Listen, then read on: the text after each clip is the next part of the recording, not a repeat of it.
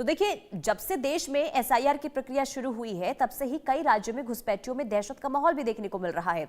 एक तरफ जहां डर के मारे घुसपैठी अपने देश वापस लौट रहे हैं, तो वहीं दूसरी तरफ देश के कई राज्यों में बूथ लेवल ऑफिसर्स की लगातार मौतों ने गंभीर चिंता पैदा कर दी है, क्योंकि मामलों में मृतकों के परिवारों का यह आरोप है कि ज्यादा वर्कलोड खास करके एसआईआर से जुड़े दबाव की वजह से उनके अपनों की जान चली गई है। और इसी मुद्दे को लेकर पश्चिम बंगाल की मुख्यमंत्री ममता बनर्जी ने भी केंद्र सरकार पर गंभीर आरोप लगाए हैं। अब एसआईआर के मुद्दे को लेकर ममता बनर्जी और बीजेपी में वार पलटवार का दौर भी शुरू हो गया है। रिपोर्ट देखिए।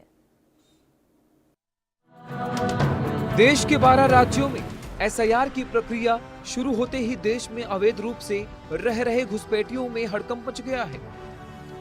कई राज्यों के बॉर्डर पर सैकड़ों घुसपैठिए अपना सामान लेकर वापस अपने देश जाने की गुहार लगा रहे हैं, क्योंकि एसआईआर का मकसद है देश के नागरिकों की पहचान करना और घुसपैठियों को देश से बाहर करना।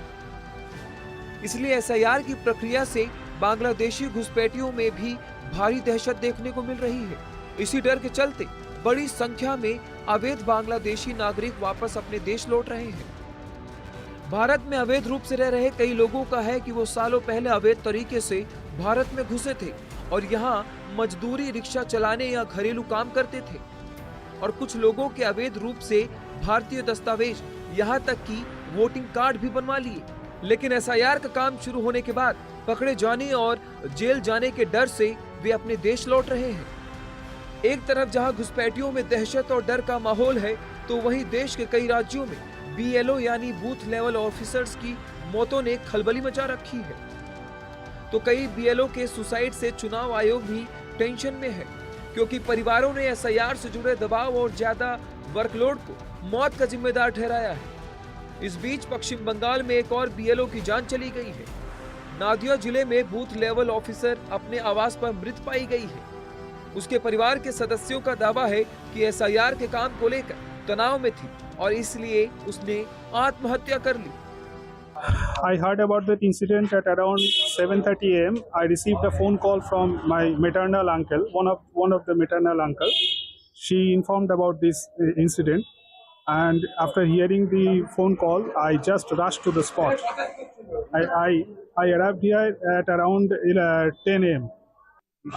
As per information received from her family members and my other friends and relatives, I came to know that she could not bear the pressure from the ECI, which is as she is currently performing the job of BLO.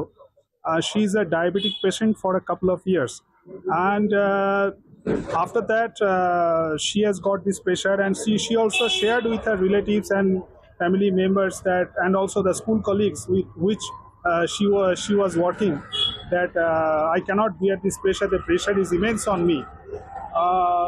So I think this is the main reason, because she has also noted this information on the suicide note which she had left.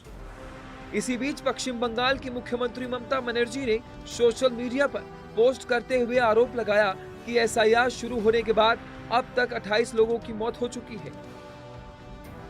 कोई डर की वजह से, कोई अनिश्चितता की वजह से और कई लोग काम के ओवरलोड की वजह से लोगों की जान जा रही है। ममता का आरोप है कि चुनाव से ठीक पहले इस प्रक्रिया को तेज करके जमीनी स्तर पर काम करने वालों को खतरे में डाला जा रहा है। ये सब एक अनियोजित तरीके से चल रहे काम की वजह से हो रहा है और जिम्मेदारी तय किए बिना जमीनी कर्मचारियों पर बोझ डाला जा रहा है। ममता बनर्जी का कहना है कि जिस प्रक्रिया को पूरा होने में आमतौर पर 3 साल लगते हैं, उसे अचानक से 2 महीने में पूरा करने का आदेश दिया गया है। एसआईआर को चुनाव से ठीक पहले तेज कर दिया गया और इस जल्दबाजी का मकसद सिर्फ राजनीतिक स्वार्थ पूरा करना है।